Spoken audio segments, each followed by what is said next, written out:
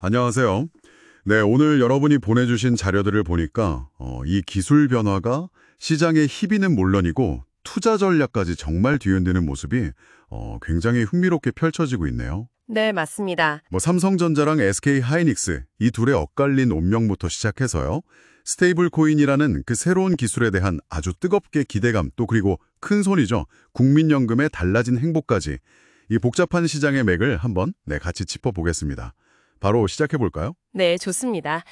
오늘 이야기들이 단순히 개별 기업이 오르내리는 걸 넘어서요. 이 기술 주도권이라는 게 어떻게 시장 판도를 바꾸는지, 또 새로운 금융기술이 어떤 기회를 던지고 또 동시에 어떤 질문을 던지는지 이걸 보여주는 것 같아요. 특히 이런 변화의 소용돌이 속에서 투자자들이 어떻게 움직이는지 그 점에 주목해보시면 더 흥미로울 겁니다. 네, 첫 이야기는 역시 국내 증시 대표주자 삼성전자군요.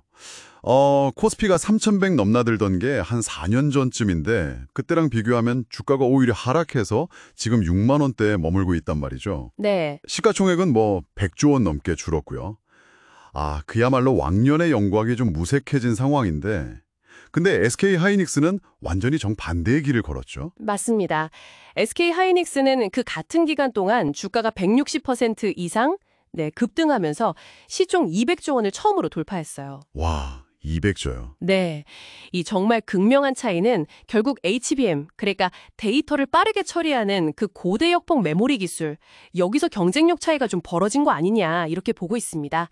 SK 하이닉스가 이 분야에서 좀 앞서 나가면서 시장의 기대를 그냥 한 몸에 받은 거죠. 그렇군요. 물론 증권가에서는 삼성전자의 PBR, 그러니까 주가를 주당 순자산 가치로 나눈 값 있잖아요. 네네. 그게 1배 수준이라서 아직 저평가다 이런 시각도 있긴 합니다.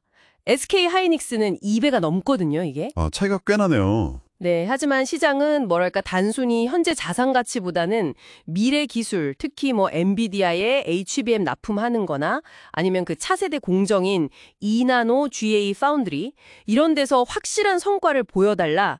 약간 이런 분위기인 것 같습니다. 기술 하나가 정말 기업 가치를 이렇게 확 갈라놓는군요. 그렇죠. 근데 이런 반도체 쪽 기술 경쟁과는 또 완전히 다른 방향에서 금융기술 쪽에서는 스테이블 코인이라는 열풍이 불고 있다고요. 카카오페이 주가가요, 이게 단기간에 140% 넘게 폭등했다고요. 네, 맞아요. 정말 대단한 상승세였죠. 이게 그 배경에는 이재명 정부 출범 이후에 원화 기반 스테이블 코인 도입 가능성, 이 기대감이 크게 작용한 것 같습니다. 다시 말해서 원화 가치에 1대1로 연동되는 그런 디지털 화폐 말이죠. 네네. 카카오페이가 경쟁사들보다 한 300개 이상 많은 약 6천억 원 규모의 선불 충전금을 보유하고 있거든요. 규모가 상당하군요. 네, 이게 나중에 스테이블 코인을 발행할 때 아주 안정적인 담보자선이 될 수 있다 이런 분석이 나오는 거죠. 최근에 관련 상표권도 대거 출원하고 하면서 이런 기대에 더 불을 지폈고요. 야, 이거 상당히 흥미로운 움직임인데 근데 스테이블 코인이라는 게 아직 전 세계적으로 규제가 좀 명확하지 않잖아요. 너무 앞서 나간 기대감은 아닐까요? 뭐랄까 위험 요소는 없을지. 정확한 지적이십니다. 사실 회사 측도 구체적인 기획은 아직 없다 이렇게 선을 긋고 있고요. 말씀하신 대로 향후 규제 방향에 따라서 사업 모델 자체가 영향을 받을 수 있다는 불확실성 이게 분명히 존재합니다. 그러니까 시장에 관심이 뜨거운 만큼이나 좀 신중한 접근이 필요한 부분이겠죠. 네, 그렇군요. 이렇게 기술 기업들이 뜨거운 관심을 받는 와중에 정작 우리나라 최대 투자자인 국민연금은 오히려 투자를 좀 줄이려는 움직임을 보인다는 소식도 있네요. 시장 분위기하고는 좀 다른 행보인데요? 네, 그렇습니다. 국민연금이 올해 국내 사모펀드, 그러니까 PS에 대한 신규 자금 투입을 예년보다 좀 늦추고 규모도 줄일 가능성이 커 보여요. 특히 그 투자 대상을 미리 정하지 않는 블라인드 펀드 규모가 줄어들 전망입니다. 블라인드 펀드요? 왜 그런 걸까요? 아무래도 과거에 홈플러스나 11번과 같은 좀 대규모 투자에서 손실을 본 경험도 있고 또 일부 PF 운영 방식에 대한 부정적인 여론 같은 것도 좀 영향을 미치지 않았나 그렇게 풀이됩니다. 그래서 앞으로는 조단위 대형 M&A 추진에 약간 제동이 걸릴 수도 있다. 이런 점에서 시장에 미칠 파장도 작지는 않을 것 같습니다. 국민연금의 신중론도 이해는 갑니다만 또 너무 몸을 사리면 좋은 투자 기회를 놓칠 수도 있을 텐데요. 그렇죠. 근데 이런 국내 분위기랑은 또 다르게 미국에서는 스테이블 코인 발행사가 엄청난 주목을 받고 있다고요? 맞습니다. 그 USDC라는 달러 연동 스테이블 코인 발행사 서클 있잖아요. 네. 여기 주가가 공모가 대비해서 8배 이상 급등했어요. 와, 8배요? 네, 그래서 시가총액이 뭐 로빈후드 같은 기존 핀테크 강자들을 막 위협할 정도까지 커졌습니다. 세상에. 이게 왜 그러냐면 미국에서 스테이블 코인 규제 법안, 이른바 지니어스 액트, GNEUX 액트라는 게 통과되면서 제도권 편입에 대한 기대감이 확 커진 영향이 큽니다.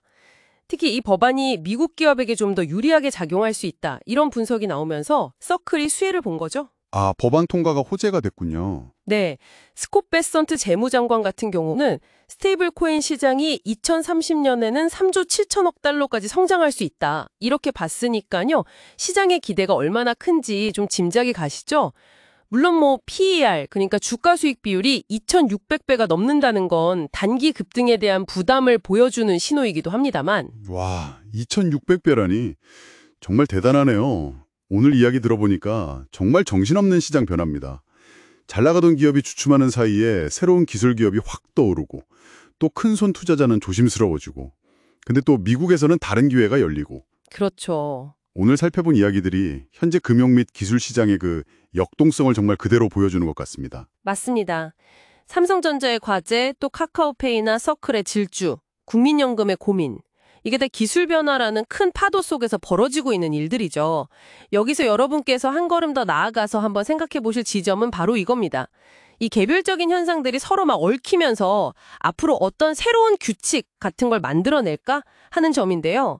예를 들면 HBM처럼 특정 기술 우위가 계속해서 시장을 좌우하게 될지 아니면 뭐 스테이블 코인 같은 새로운 금융 인프라가 기존 질서를 완전히 바꿔버릴지 그리고 투자자들은 이 변화에 또 어떻게 적응해 나갈지 이런 것들이죠. 오늘 나온 이야기들을 하나의 실마리 삼아서요. 앞으로 펼쳐질 더 큰 변화의 그림을 한번 그려보시는 건 어떨까 싶습니다.